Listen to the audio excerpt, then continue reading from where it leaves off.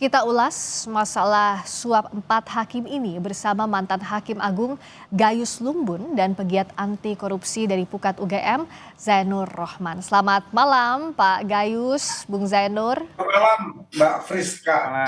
Selamat malam, saya ke Pak Gayus. Ini lagi-lagi jadi ironi penegakan hukum. Hakimnya tidak hanya diduga menerima suap, tapi ada juga yang jadi perantara kasus ini. Tak tanggung-tanggung, jumlahnya pun 60 miliar rupiah.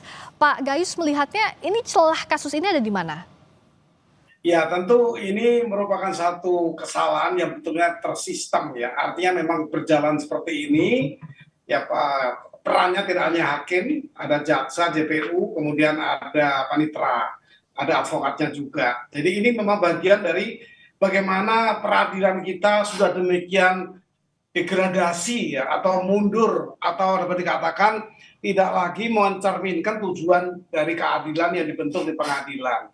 Apresiasi tinggi kepada Kejaksaan Agung ya, juga Mahkamah Agung yang segera membentuk tim. Tetapi persoalannya tidak hanya sekedar ini, Mbak Friska.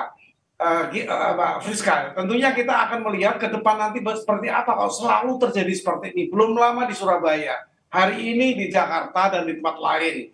Tentu ini ada sesuatu sebab yang menjadikan orang demikian berani selevel ketua PN. Kemudian tentu kita mencari akar permasalahannya. Saya pernah mencuatkan satu ide ketika saya masih aktif di Mahkamah Agung agar ada evaluasi. Hakim-hakim seluruh Indonesia diwakili oleh pimpinan-pimpinannya, di PN itu ada 2 orang, kita punya 370 PN, kemudian di banding di PT itu ada 2 juga, wakil dan ketua, dan di Mahkamah Agung ada 10. Itu dievaluasi sehingga mereka itu bisa memotivasi anggota-anggotanya untuk tidak melakukan pelanggaran, terutama di pemberian keadilan dan putusannya. Tapi sampai hari ini saya belum melihat bahwa ada wujud dari itu. Saya pernah menghadap Presiden Pak Jokowi ketika itu mengusung hal yang sama. Terakhir setelah saya pensiun, saya menyurat kepada beliau langsung surat saya dijunjung pada Pak Menko Polhukam, Pak Mahfud, juga dijanjikan bahwa nanti kita perlu melaksanakan ini. Nah, ini perwujudan dari apa gagasan saya, mesti dievaluasi. Hakim-hakim yang baik dipertahankan, yang jelek diganti, seperti itu ide. Ya, harusnya ada evaluasi. Tapi Bung Zainur melihatnya sampai sekarang tidak ada evaluasinya. Apakah tidak ada itikat baik untuk memperbaiki kinerja hakim atau seperti apa? Ya, ini memang menurut saya ada problem struktural, ada problem kultural. Ya, kebiasaan buruk yang telah berlangsung sekian lama, mungkin puluhan tahun, lama-kelamaan juga menjadi semakin banal, semakin berani, dan angka-angkanya juga menjadi semakin besar. Nah, kalau dari sisi struktural, saya melihat memang yang pertama soal merit system. Orang-orang baik, hakim-hakim berintegritas, saya percaya masih banyak. Tetapi apakah mereka mendapatkan kesempatan untuk menduduki pos-pos jabatan yang terbaik? Biasanya justru adalah para pimpinan, mereka-mereka yang menjabat itu adalah orang-orang yang punya sifat oportunistik, kemudian juga pragmatis, tapi biasanya kadang-kadang justru orang-orang yang baik itu tersingkir. Apakah di Mahkamah Agung di dalam sistem promosinya itu sudah memungkinkan untuk mencegah orang-orang dengan cacat etik untuk menjabat? Kalau mereka sampai bisa menjabat, maka akan menggunakan kewenangannya secara sewenang-wenang. Misalnya dengan menunjuk majelis hakim karena kemudian telah disuap. Nah, majelisnya juga dicari yang mau bekerja sama ketika mereka kemudian harus mencapai pada satu putusan tertentu yang sudah diinginkan oleh para pihak. Yang kedua, saya pikir ini juga ada problem pengawasan. Dari zaman dulu kita bicara pengawasan tidak pernah selesai. Pengawasan ada internal, ada eksternal. Internal di Bawas, eksternalnya ada di Komisi Yudisial. Nah, pengawasan di Mahkamah Agung sebenarnya Bawas relatif punya wibawa. Tetapi nyatanya tetap juga tidak bisa mencegah orang, khususnya para hakim di dalam untuk menerima adanya suap. Nah, ini yang saya masih lihat ada lubang besar adalah pengawasan di masing-masing satker.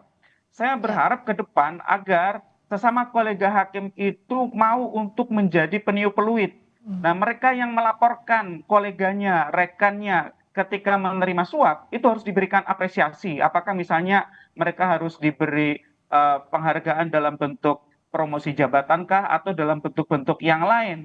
Yang kedua adalah pimpinan, pimpinan langsung di masing-masing pengadilan. Ini juga seharusnya ketika mereka gagal untuk melakukan pembinaan dan pengawasan terhadap anggotanya, mereka juga seharusnya ada disinsentif dalam bentuk apa? Mereka harus dicopot dari jabatannya. Ya. Jadi di masing-masing pengadilan ketika ada anggota atau panitera atau pegawai itu kemudian melakukan korupsi menerima suap, artinya gagal untuk membina, gagal mengawasi. Ini harus dicopot dari jabatannya sebagai bentuk disinsentif gitu ya. Mhm. Nah, khusus untuk pengadilan tipikor, Mbak Friska, ada satu catatan. Saya ingat betul bahwa kinerja beban kinerja para hakim di pengadilan tipikor itu sangat tinggi. Ya. Tetapi saya mendapatkan informasi bahwa mereka tidak mendapatkan kontraprestasi penghargaan yang setimpal dengan beban kerja yang sangat tinggi dibandingkan Oke. dengan hakim di Pengadilan Negeri 1A khusus di masing-masing ibu kota provinsi yang non hakim tipikor. Nah, artinya untuk apa nih hakim tipikor kerja keras bahkan sidangnya bisa sampai malam, ada Oke. sidang sampai pagi zaman dulu begitu ya. Ya. Tetapi kerjaannya sama saja. Ini juga menjadi Oke. catatan. Jadi Ya. banyak yang harus dibenahi Mbak Friska ke Mhm, mhm. depan agar ini tidak terulang. Nah, satu juga yang Ya. saya masih tunggu dari MA, sepertinya di dalam 10 pernyataan MA itu pertama tidak ada kata maaf, Oke. yang kedua tidak ada roadmap untuk perbaikan ke depan agar ini tidak terulang. Itu yang kita Ya. tunggu juga sebenarnya Mbak Friska. Oke, kita bahas satu-satu. Kalau Pak Gayus, apakah isu kesejahteraan masih relevan dalam kasus-kasus ini? Atau ya sifat greedy, sikap rakusnya inilah yang mau berapapun sejahtera nominal berapapun itu tidak akan cukup begitu Pak Gayus? Celah hukum atau by chance itu juga bagian yang penting di samping hal-hal yang lain seperti greedy. Greedy sifat manusiawi, kalau dia punya kekuasaan tentu akan menggunakan di mana serakannya akan digunakan. Nah, kemudian by chance itu kesempatan yang ada, ini perlu ditutup juga. Tapi kalau menutupnya dengan pengawasan, saya menemukan bahwa pengawasan ini ada sanksinya kalau tidak dijalankan. Perma nomor 1 tahun 2020 itu berjenjang sanksinya. Kalau pengawasan KPT terhadap PN tidak baik sehingga jebol seperti ini, itu PT bertanggung jawab. Demikian pula kalau ada hakim tinggi, maka Mahkamah Agung bertanggung jawab. Itu jenjang yang diatur pada Perma nomor 1 tahun 2020. Artinya pengawasan juga berakibat sanksi, bukan hanya pengawasan. Tapi saya lebih cocok untuk berpikir dievaluasi semua hakim-hakim ini, yaitu pimpinannya. MA itu 10 orang, dievaluasi. Di PN itu ada 2 orang tiap-tiap PN, kota dan kabupaten. PT provinsi juga demikian, ada 30 orang dikali 2. Itu evaluasi yang baik dipertahankan, yang buruk diganti supaya bisa memotivasi anggota di tempatnya. Nah, kalau Pak Gayus sudah sampai mengusulkan evaluasi ini ke tingkat presiden bahkan, tapi sampai sekarang tampaknya masih mandek, evaluasi masih banyak celah sana sini. Apa yang jadi kendala? Apakah misalnya beban kerjanya overwhelmed sehingga untuk evaluasi ini jadi tidak kepegang? Nah, apa itu yang jadi masalah di lapangan atau seperti apa Pak Gayus? Saya masih punya minat untuk menyurati presiden yang baru ini terpentingnya evaluasi di peradilan. Ini akan saya lakukan lagi. Dulu ketika Pak Jokowi sempat usulan saya dibuat ratas, rapat terbatas. Kemudian terakhir tidak berjalan, saya menyurat Pak Jokowi, diarahkan kepada Pak Mahfud yang masih menjabat Menko Polhukam. Pertemuan kami hampir 2 jam membahas ini dan beliau menyarankan nanti akan saya undang 10 pakar-pakar hukum Indonesia untuk membahas ini. Tapi terakhir beliau tidak menjabat lagi, juga tidak ada kelanjutan. Saya akan kembali menyurat pada presiden baru, pentingnya evaluasi agar kita punya wajah yang baru di peradilan kita.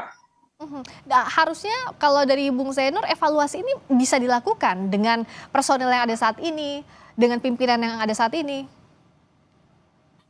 Bung Zainur? Ya, bahkan dulu pernah ada satu usulan ekstrim ya untuk negara dengan tingkat korupsi yang sangat tinggi dan judicial corruption-nya, korupsi peradilannya sangat akut.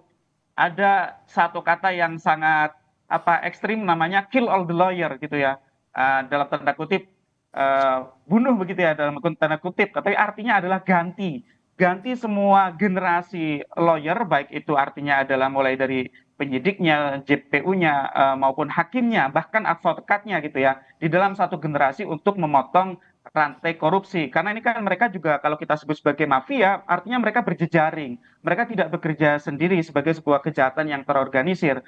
Nah, kalau dilihat dari beban kerja di Mahkamah Agung, memang itu harus menjadi perhatian dari negara. Tidak bisa ini diselesaikan sendiri oleh Mahkamah Agung. Mengapa? Karena dengan sekarang existing sekitar 8.000 hakim di pengadilan-pengadilan di daerah, mereka pun mengatakan banyak sekali beban kerja yang sangat tidak berimbang begitu ya. Ada pengadilan-pengadilan misalnya hanya berisi 3 orang hakim, 4 orang hakim di daerah, sedangkan beban perkaranya juga sangat tinggi. Nah, sebenarnya usul Prof. Gayus itu sangat bagus gitu ya.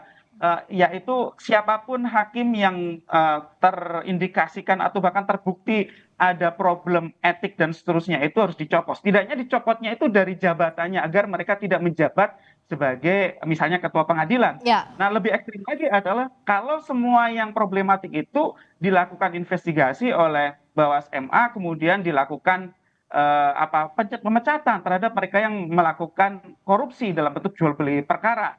Tetapi di lain sisi artinya negara harus siap untuk replacement terhadap hakim-hakim yang bermasalah. Nah, ini juga menurut saya butuh politik hukum dari negara karena sekali lagi untuk usulan formasi yang disampaikan oleh MA saja pemerintah tidak selalu memenuhi kebutuhan yang memang itu real untuk rekrutmen hakim baru. Apalagi kemudian ketika ternyata hakim-hakim itu juga banyak yang bermasalah, belum lagi dari soal bahwa terhadap mereka-mereka yang dituduh bermasalah itu juga harus diberikan kesempatan untuk melakukan pembelaan diri, bahwa mereka diberikan kesempatan untuk bisa membuktikan bahwa mereka tidak bermasalah. Nah, kalau saya melihat seperti ini Mbak Friska, memang ini masih terjadi karena seakan-akan mereka beranggapan ketika melakukan korupsi jual beli perkara, mereka tidak akan menerima konsekuensi apapun, sehingga ini terus terjadi, gitu ya. Nah, oleh karena itu, risiko untuk terungkapnya itu harus dinaikkan. Nah, risiko untuk terungkap itu kan pertama dengan adanya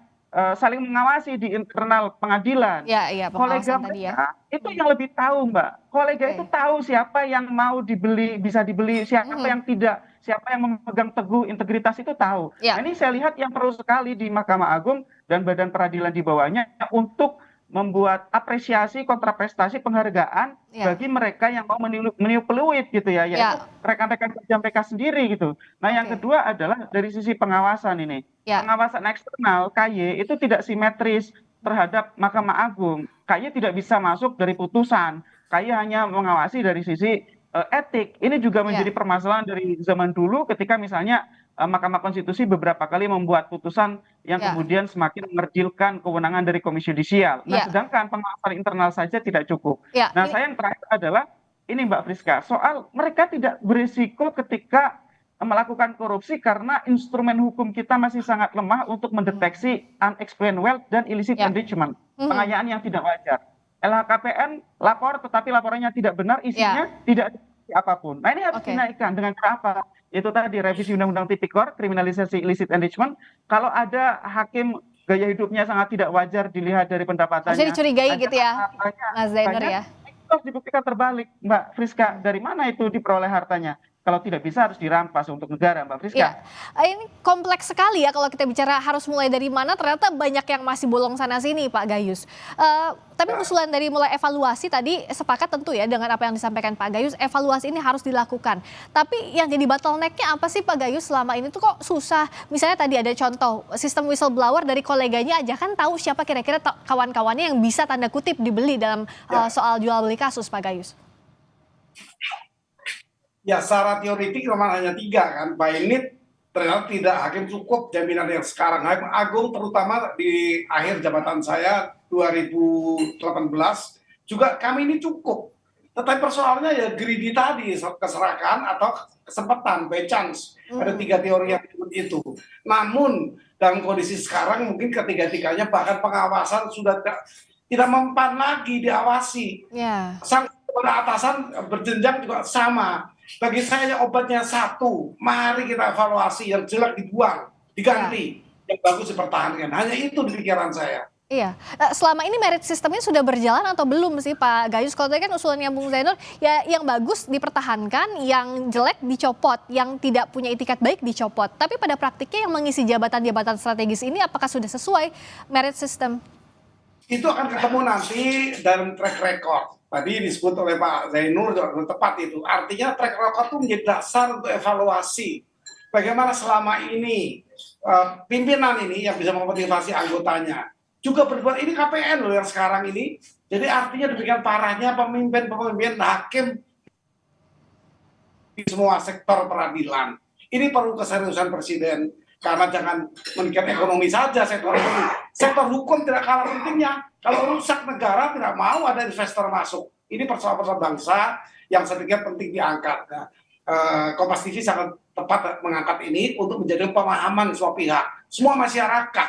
Kita punya penyakit yang sangat kronis di bidang peradilan, terutama di bidang hukum untuk mengatur peradilan ini. Pengawasan juga sudah tepat, tapi kalau sudah memang karakternya greedy, serakah, sulit untuk diawasi. Bahkan ditindak pun juga sulit ini kalau tidak diobati secara tepat, kemudian dengan tegas. Obat yang tepat dalam waktu cepatnya, Bung Zainur, apa kalau bicara soal evaluasi pembenahan sistem masih harus butuh waktu dan goodwill dari seluruh pihak termasuk pemerintah, apa yang bisa dilakukan? Apa sih yang bisa bikin mereka jera itu? Ya ini memang perlu internal Mahkamah Agung dan juga perlu Presiden sebagai kepala negara. Internal Mahkamah Agung sudah terbukti berkali-kali berbagai perkara sebelumnya tidak bisa melakukan perbaikan berarti ya. Bahkan Prof. Gayus tahu sendiri, belum lama juga ada kasus di Terlibat Hakim Agung juga. kita. Apalagi ini level hanya PN, Hakim Agung pun yang ya wakil Tuhan gitu ya. Itu tetangganya Tuhan mungkin begitu ya. Itu saja menerima suap gitu ya, bisa dibayar gitu. Nah artinya memang dari sisi leadership di internal MA yang paling penting adalah mengakui ada penyakit yang penyakit itu tidak bisa disembuhkan sendiri. Sudah berkali-kali mencoba mengobati sendiri, gagal gitu ya. Karena susah juga kita melakukan diagnosa terhadap penyakit yang kita idap sendiri, kemudian kita coba obati sendiri, salah resep gitu ya kalau tidak hati-hati gitu. Sehingga menurut saya ini memang harus Presiden. Saya setuju 100% dengan Prof. Gayus dari awal gitu ya. Untuk ini dalam bahasa kasarnya adalah kill all the lawyer itu tadi gitu ya. Replacement dengan yang baik dan kemudian MA harus buat perbaikan dari sisi promosi begitu ya. Nah, Mbak Friska, saya lihat Presiden sejauh ini belum membuat program reformasi hukum. Ya. Presiden masih parsial. Misalnya untuk hakim itu dua hal yang dijanjikan. Yang pertama adalah perbaikan kesejahteraan dalam bentuk gaji. Ya. Yang kedua adalah perbaikan rumah dinas yang banyak rusak. Sehingga memang Presiden beranggapan bahwa kalau mereka sejahtera, kalau mereka punya rumah dinas, mereka tidak akan menerima suap. Padahal belum tentu. Prof. Gayus sendiri tahu gitu ya, di Mahkamah Agung, Hakim Agung itu kesejahteraannya sudah baik. Ya. Relatif baik dibandingkan pejabat yang lain. Itu pun masih menerima suap. Artinya greedy itu yang lebih dominan dibandingkan corruption by need-nya. Oleh karena itu Mbak Friska, ini perlu Presiden yang kemudian membuat program reformasi hukum mulai dari dasar hukum yang digunakan oleh para penegak hukum untuk bekerja. Ini di depan mata kita akan membahas rancangan undang-undang kitab undang-undang hukum acara pidana. Bagaimana agar tidak sekadar terus bertumpu pada crime control model yang mengutamakan efektivitas penegakan hukum, memberi kewenangan sangat besar terhadap APH kemudian dengan abuse of power, tapi juga harus memberi jaminan hak asasi manusia gitu ya.